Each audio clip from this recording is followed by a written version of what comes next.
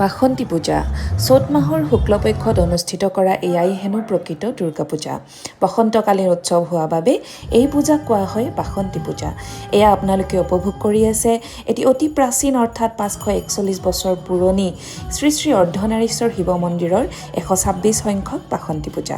এই মন্দিৰভাগ আছে প্ৰাচীন ঐতিহ্যৰে গৰিমামণ্ডিত দেৱতাৰ ৰংগভূমি বুলি খ্যাত দৰং জিলাৰ এখন পুৰাণ প্ৰসিদ্ধ গাঁও পাতিদৰঙত। মন্দিৰৰ গৰ্ভগৃহত দুটি মাটিৰ ভেটি আছে আৰু তাৰ তলতেই বিদ্যমান হৈ আছে অৰ্ধনাৰীশ্বৰ ৰূপত দেৱাদিদেৱ মহাদেৱ আৰু জগতজননী শক্তি স্বৰূপিনী মা পাৰ্বতী। পূজাত হোৱা বিসংগতিৰ বাবেই প্ৰভুৰ বিগ্ৰহ পঞ্চতীৰ্থৰ পৰা মাতি আনি ঢাকি থবলৈ সপোনত দেখুৱাইছিল।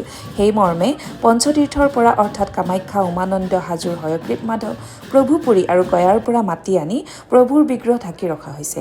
ভক্তৰ ধনাত্মক মনোবাঞ্ছা পূৰ্ণ কৰাই হৈছে প্ৰভু শ্ৰী শ্ৰী অৰ্ধনাৰীশ্বৰৰ এই ঠাইৰ লোকৰ প্ৰতি থকা অপাৰ কৃপা আৰু দয়াৰ প্ৰমাণ। 1585 খ্ৰীষ্টাব্দত হাবি বননিৰে ভৰা এই ঠাই চাফ চিকুণ কৰি নয়নাঞ্জন বিদ্যানিধি বিপ্ৰৰ স্বপ্নৰ পম খেদি কোচ ৰজা ৰঘুদেৱ নাৰায়ণে প্ৰতিষ্ঠা কৰিছিল এই মন্দিৰভাগ। বৰ্তমানেও ভক্তপ্ৰাণ ৰাইজৰ এই মন্দিৰভাগৰ প্ৰতি থকা আধ্যাত্মিকতাই সমাজলৈ ঐক্য, শান্তি আৰু সম্প্ৰীতিৰ বতৰা লৈ আহিছে। অসমীয়া নতুন বছৰৰ আৰম্ভণিৰ প্ৰাক্ষণত বাসন্তী পূজাই সকলো অসূয়া অপ্ৰীতি দূৰ কৰি সকলোৰে মংগল কৰক, এয়াই সৰল প্ৰাৰ্থনা। ধন্যবাদ।